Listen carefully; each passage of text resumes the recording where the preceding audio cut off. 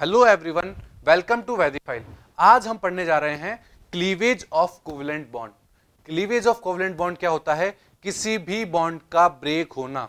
अब क्या ये बॉन्ड कई तरह से ब्रेक हो सकता है? यस, ये बॉन्ड कई तरह से ब्रेक हो सकता है।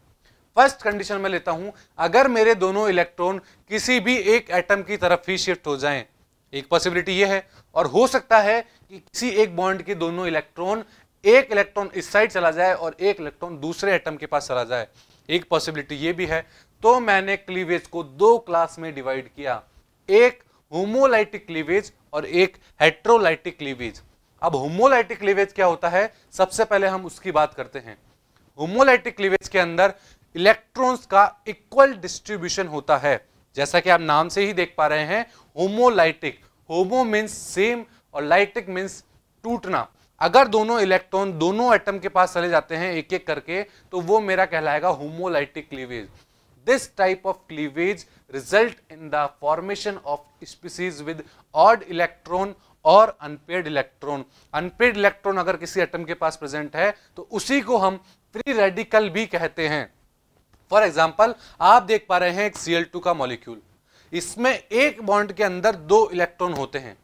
अगर इसमें से दोनों इलेक्ट्रॉन एक एक Cl के पास चले जाएं तो वो मेरा होगा होमोलाइटिक क्लीवेज। अब होमोलाइटिक क्लीवेज किस तरह होता है, उसकी क्या क्या कंडीशंस होती है? तो वो क्या होती है, एक हाई एनर्जी। अगर हम किसी मॉलिक्यूल के अंदर बहुत ज्यादा हाई एनर्जी दे देते हैं तो वो मेरा होमोलाइटिक क्लीवेज कर देगा, दैट मीन्स फ्री रेडिकल्स का फॉर्मेशन कर देगा। सेकंड, हाई टेम्परेचर, अगर हम उसमें बहुत ज्यादा टेम्परेचर दे देते हैं तो भी फ्री रेडिकल्स फॉर्मेशन होते हैं। और non polar nature of bond, अगर हमारे बॉन्ड नॉन पोलर होंगे तो वहां पर भी फ्री रेडिकल बनते हैं, दैट मीन्स होमोलाइटिक क्लीवेज होता है। एक हमने बात की थी हेट्रोलाइटिक क्लीवेज की। हेट्रोलाइटिक क्लीवेज क्या होते हैं? Cleavage in which both the shared pair of electrons of covalent bond are taken by one of the fragment.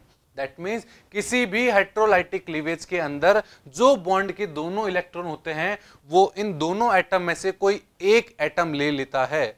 और हेट्रोलाइटिक जो क्लीवेज होता है उससे क्या बनते हैं? उससे आयंस बनते हैं। जिस तरह होमोलाइटिक क्लीवेज के अंदर फ्री रेडिकल्स बन रहे थे, उसी तरह हेट्रोलाइटिक के अंदर आयंस बनते हैं, जिसे हम कार्बोकैटाइन और कार्बोएनाइन आगे जाके बोलेंगे। जहां मेरे दोनों इलेक्ट्रॉन शिफ्ट हो रहे होंगे उसे कहा जाता है कार्बोएनाइन स्पीशीज, और जहां मेरे इलेक्ट्रॉन नहीं होंगे, मतलब पॉजिटिव चार्ज आ चुका होगा, वो मेरा कहलाएगा कार्बोकैटाइन। अब हेट्रोलाइटिक की क्या कंडीशन होती है कि कब हेट्रोलाइटिक क्लीवेज होगा?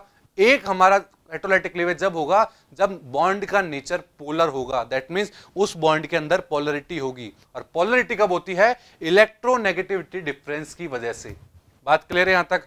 और इसके क्या फीचर हो सकते हैं? और हो सकता है अगर हमारा सॉल्वेंट पोलर है तो वहां पर भी हेट्रोलाइटिक क्लीवेज देखने को मिलता है।